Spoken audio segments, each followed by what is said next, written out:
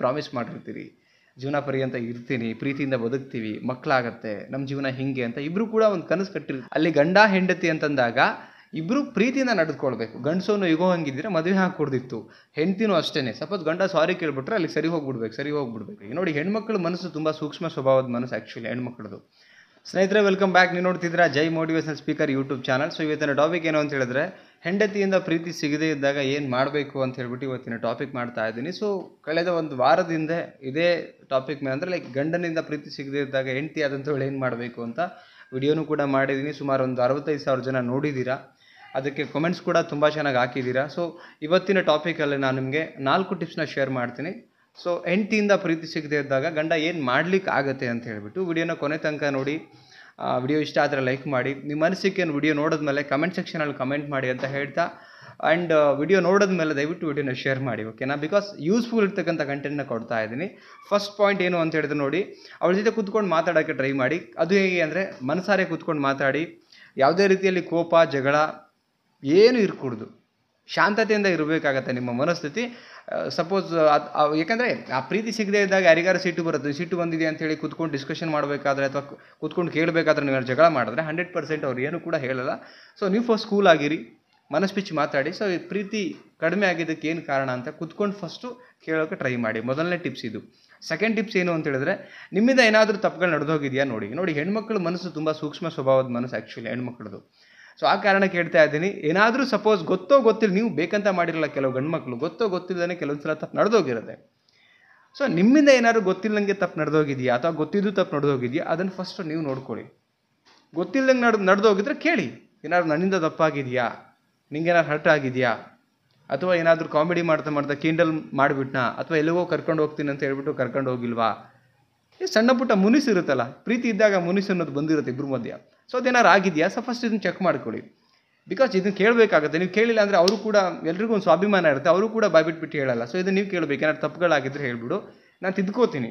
ಯಾಕೆಂದರೆ ಗಂಡ ಹೆಂಡತಿ ಜಗಳ ಉಂಡು ಮಲಗೋ ತನಕ ಹೇಳ್ತಾರೆ. ಅಲ್ಲಿ ಯಾವುದೇ ರೀತಿ ಆ ಜಗಳನ ಕ್ಯಾರಿ ಮಾಡಿಕೊಡ್ದು ಆ್ಯಂಡ್ ಈಗೋ ಇರಬಾರ್ದು. ನಾನು ಯಾಕೆ ಹೇಳಬೇಕು ಇವ್ರ ಹತ್ರ, ನಾನು ಗಂಡಸು, ದಯವಿಟ್ಟು ಬೇಡ. ಬಿಕಾಸ್ ಅಲ್ಲಿ ಗಂಡ ಹೆಂಡತಿ ಅಂತಂದಾಗ ಇಬ್ಬರು ಪ್ರೀತಿಯಿಂದ ನಡೆದುಕೊಳ್ಬೇಕು. ಗಂಡಸೋನು ಈಗೋ ಹಂಗಿದ್ರೆ ಮದುವೆ ಹಾಕ್ಕೊಡ್ದಿತ್ತು. ಹೆಂಡ್ತಿನೂ ಅಷ್ಟೇ. ಸಪೋಸ್ ಗಂಡ ಸಾರಿ ಕೇಳ್ಬಿಟ್ರೆ ಅಲ್ಲಿ ಸರಿ ಹೋಗ್ಬಿಡ್ಬೇಕು. ಹಿಂಗಿದ್ದಾಗ ಮಾತ್ರ ನೀವು ಮತ್ತೆ ಮುಂದೆ ಕ್ಯಾರಿಯನ್ ಮಾಡ್ಕೋಬೋದು. ನೆಕ್ಸ್ಟ್ ಪಾಯಿಂಟ್ ನೋಡೋಣ ಏನಂತ ಹೇಳಿದ್ರೆ, ಸಂಸಾರದ ಬಗ್ಗೆ, ಮುಂದಿನ ಗುರಿಗಳ ಬಗ್ಗೆ ನೀವು ಮಾತಾಡಬೇಕು. ಮದುವೆ ಆಗಿದ್ರ ಉದ್ದೇಶ, ಇಷ್ಟು ಚೆನ್ನಾಗಿ ಇಷ್ಟು ಜನಗಳ ಮುಂದೆ ಮದುವೆ ಆಗಿರ್ತೀರಿ, ಕರೆಕ್ಟ್.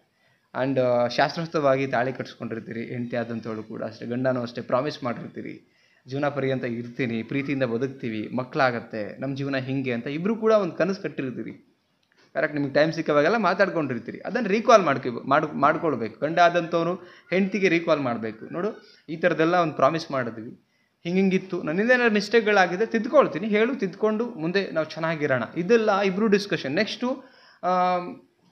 ಆ ಫ್ಯೂಚರ್ ಬಗ್ಗೆ ಏನು ಕನಸು ಕಟ್ಕೊಂಡಿದ್ರಿ ಅದ್ರ ಬಗ್ಗೆ ಇಬ್ಬರದು ಹೋರಾಟ ಇರಬೇಕು. ಅದ್ರ ಬಗ್ಗೆ ಇಬ್ಬರದು ಕೂಡ ಒಂದು ಡಿಸ್ಕಷನ್ ಇದ್ದು ಅದಕ್ಕೋಸ್ಕರ ಬದುಕಬೇಕಾಗತ್ತೆ, ಓಕೆ.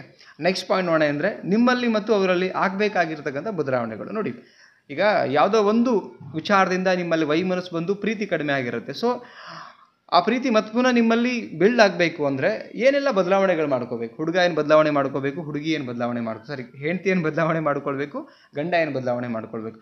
ಯಾವ ವಿಚಾರ ನಿನಗಿಷ್ಟ ಇಲ್ಲ, ಯಾವ ವಿಚಾರ ನಿನಗಿಷ್ಟ ಇಲ್ಲ, ಯಾವ ಥರದಲ್ಲಿ ನಾನು ನಡ್ಕೊಂಡ್ರೆ ನಿಂಗೆ ಬೇಜಾರಾಗುತ್ತೆ, ಇದೆಲ್ಲ ಒಬ್ರಿಗೊಬ್ರು ಕೂತ್ಕೊಂಡು ಡಿಸ್ಕಷನ್ ಮಾಡಿದಾಗ, ಅಗೇನ್ ಡಿಸ್ಕಷನ್ ಮಾಡಿ ಎಲ್ಲಿ ಬಿಡೋದು ಅಲ್ಲ, ತಿದ್ಕೊಬೇಕಾಗತ್ತೆ. ತಿದ್ಕೊಂಡಾಗ ತಾನೇ ಅವರಿಗೂ ಖುಷಿ ಆಗುತ್ತೆ, ನಿಮಗೂ ಖುಷಿ ಆಗುತ್ತೆ. ಆ್ಯಂಡ್ ನೀವು ಅಂದ್ಕೊಂಡಿರ್ತಾರ ಮತ್ತು ನಿಮ್ಮ ಸಂಸಾರದ ಬಂಡಿ ಸಾಕ್ತಾ ಇರತ್ತೆ. ಇದಿಷ್ಟೇ ಮಾಡಿದ್ರೆ ಸಾಕು. ಇನ್ನೇನು ಅಲ್ಲಿ ದೊಡ್ಡ ಲಾಜಿಕ್ಕು ಅಥವಾ ಯಾವುದೋ ಒಂದು ಇದು ಮಾಡಬೇಕಂತ ಏನಿಲ್ಲ. ಒಬ್ರಿಗೊಬ್ರು ಅರ್ಥ ಮಾಡ್ಕೊಂಡಾಗ, ಸಾರಿ, ಈಗೋ ಎಲ್ಲಿ ಇರುತ್ತೆ ನೋಡಿ. ಈ ಕೆಲವ್ರಿಗೆ ಇರುತ್ತೆ, ನಾನ್ಯಾಕೆ ಹೋಗಿ ಮಾತಾಡಬೇಕು, ನಾನ್ಯಾಕೆ ಸಾರಿ ಕೇಳಬೇಕು. ಇದು ಮಾತ್ರ ಇಟ್ಕೋಬೇಡಿ. ಸಂಸಾರ ಅಲ್ಲ, ಸೋಲ್ಕೊಂಡೋಗಿ.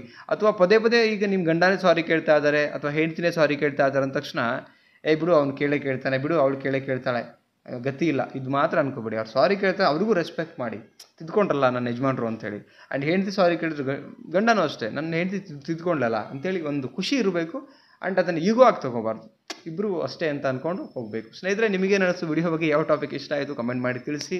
ಆ್ಯಂಡ್ ಯಾವ ಟಾಪಿಕ್ ಮೇಲೆ ವಿಡಿಯೋ ಬೇಕು ಅದನ್ನು ಕೂಡ ಕಮೆಂಟ್ ಸೆಕ್ಷನಲ್ಲಿ ತಿಳಿಸಿ ಅಂತ ಹೇಳ್ತಾ, ಆ್ಯಂಡ್ ವಿಡಿಯೋ ದಯವಿಟ್ಟು ಶೇರ್ ಮಾಡಿ, ಲೈಕ್ ಮಾಡಿ, ಆ್ಯಂಡ್ ಸ್ಟೇಟಸ್ಗಳಿಗೆ ಇಟ್ಕೊಳ್ಳಿ. ಮತ್ತೊಂದು ಟಾಪಿಕಲ್ಲಿ ಸಿಗ್ತೀನಿ. ಚಾನಲ್ಗೆ ಆದಷ್ಟು ಬೇಗ 25,000 ಕಂಪ್ಲೀಟ್ ಆಗಬೇಕು. ಸಬ್ಸ್ಕ್ರೈಬ್ ಮಾಡಿ, ಸಪೋರ್ಟ್ ಮಾಡಿ. Thank you so much. ನಮಸ್ತೆ.